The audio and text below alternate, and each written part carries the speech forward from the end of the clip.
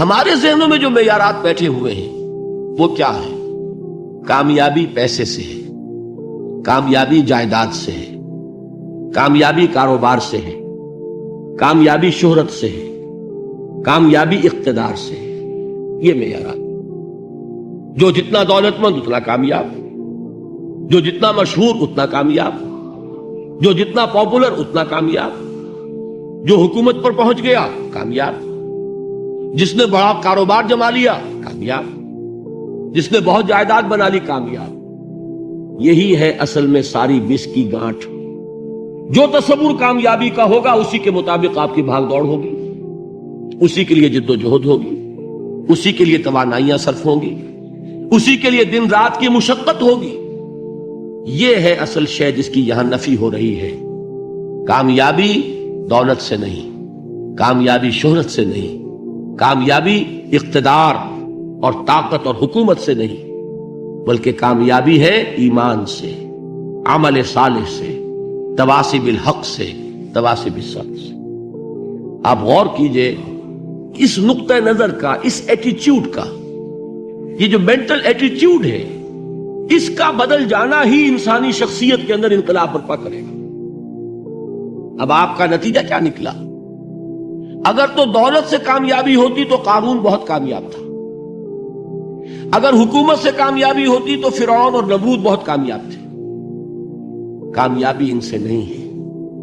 کامیابی انسان دولت میں قارون کی دولت تک پہنچ جائے اور دنیا میں دبدبہ اور اقتدار اور سلطنت اور حکومت کے اعتبار سے وہ نمرود اور فرعون کا مقام حاصل کر لے، وہ ناکام ہے، خائب ہے، خاسر ہے، برباد ہے۔ اور ابو ذر غفاری کامیاب ہے، چاہے ان کے پاس کچھ نہیں تھا، جھونپڑی تک نہیں تھی، کوئی گھر نہیں تھا۔ حضور نے فرمایا ہے اللہ کے کچھ بندے ایسے ہوتے ہیں جو کسی محفل میں جانا چاہیں تو انہیں اجازت نہ ملے، جو کہیں اگر رشتہ کرنا چاہے کوئی ان سے رشتہ کرنے کو تیار ہو، کہیں کوئی سفارش کرنا چاہے تو ان کی کوئی بات ہی نہ سنے۔ لیکن اللہ کے ہاں ان کا وہ مقام ہے کہ اگر بھولے سے بھی کسی بات پر قسم کھا بیٹھتے ہیں تو اللہ ان کی قسم کی لاج رکھتا ہے۔ یہ ہے فرق، یہ جان لیجیے اچھی طرح۔ اس بات کا مان لینا آسان، اس پر سبحان اللہ کہنا آسان، لیکن اس کے مطابق آپ کے اپنے ذہن کا بدل جانا بہت مشکل، اس لیے کہ ہم متاثر ہوتے ہیں اپنے ماحول سے۔ وہ بڑا محل ہے، دیکھ کر ایک دفعہ جھجری آتی ہے، وہ بڑی سی 20 فٹ لمبی کار سناٹے کے ساتھ آپ کے پاس سے گزر گئی۔ ایک دفعہ اعصاب کے اندر ارتعاش ہوتا ہے، محسوس ہوتا ہے بڑے یہ نصیبے والے لوگ ہیں، بڑے خوش نصیب، بڑے کامیاب، حالانکہ کچھ معلوم نہیں کہ یہی سب سے بڑی بد نصیبی ہو سکتا ہے کہ یہی سب سے بڑی ناکامی ہو۔ اگر ذہنوں میں یہ بات بیٹھ جائے کامیابی کس شے سے، یہی وجہ دیکھیے قرآن مجید میں بارہا آپ دیکھیں اولئک هم المفلحون، یہ ہے لوگ کامیاب ہونے والے۔ آج یہ آپ نے نماز میں وہ آیات سنی، یا ایھا الذین آمنوا ارکعوا واسجدوا واعبدوا ربکم وافعلوا الخیر لعلکم تفلحون۔ اے ایمان والو، رکوع کرو، سجدہ کرو، اپنے رب کی پرستش اور بندگی کرو اور اچھے کام کرو تاکہ تم کامیاب ہو جاؤ۔ تو کامیابی کن چیزوں سے ہے؟ یہ ہے سب سے بڑا سبق۔ یہ ہمارے دل میں اگر بات بیٹھ جائے، ٹھک جائے، تو زندگی بدل جائے گی، صبح و شام بدل جائیں گے، نقشے بدل جائیں گے، بھاگ دوڑ کا رنگ بدل جائے گا، ویلیو سٹرکچر بدل جائے گا۔ آج وہ ایک چیز نہایت اہم نظر آ رہی ہے، کل نہایت غیر اہم نظر آئے گی۔ جیسے کہ حضور کی حدیث ہے مالی ولد دنیا، مجھے تمہاری اس دنیا سے کیا سروکار ہے؟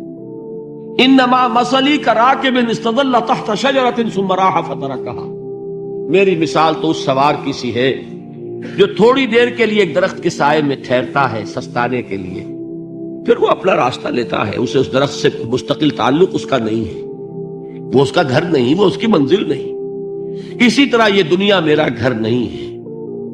اب دیکھیے ہم کہتے ہیں انا للہ و انا الیہ راجعون، ہم تو مسافر ہیں، ہم اللہ کے پاس سے آئے، اللہ کی طرف ہمیں لوٹ جانا ہے۔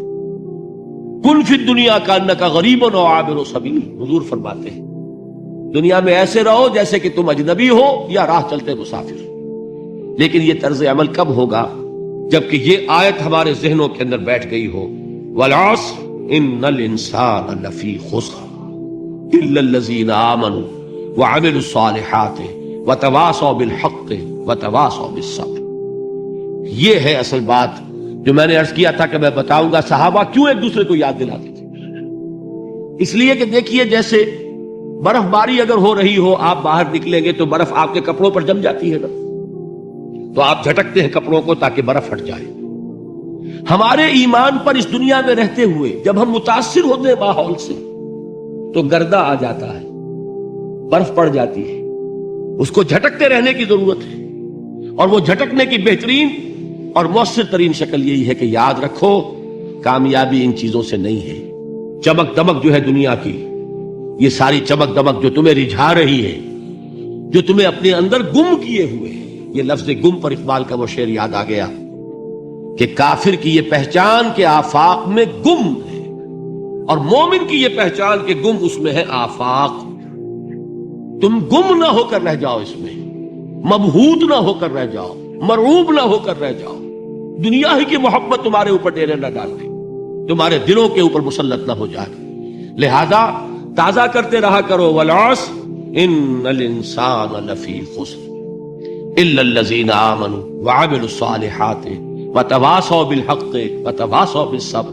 پھر یاد کر لو، پھر تازہ کر لو اپنے اس یقین کو کہ کامیابی دولت سے نہیں، کامیابی ثروت سے نہیں، کامیابی اقتدار سے نہیں، کامیابی شہرت سے نہیں، کامیابی جائیداد سے نہیں، کامیابی ہے ایمان سے، کامیابی ہے عمل صالح سے، کامیابی ہے تواصی بالحق سے، کامیابی ہے تواصی بالصبر سے۔ یہ چار چیزیں ہیں کہ جو کامیابی کے لوازم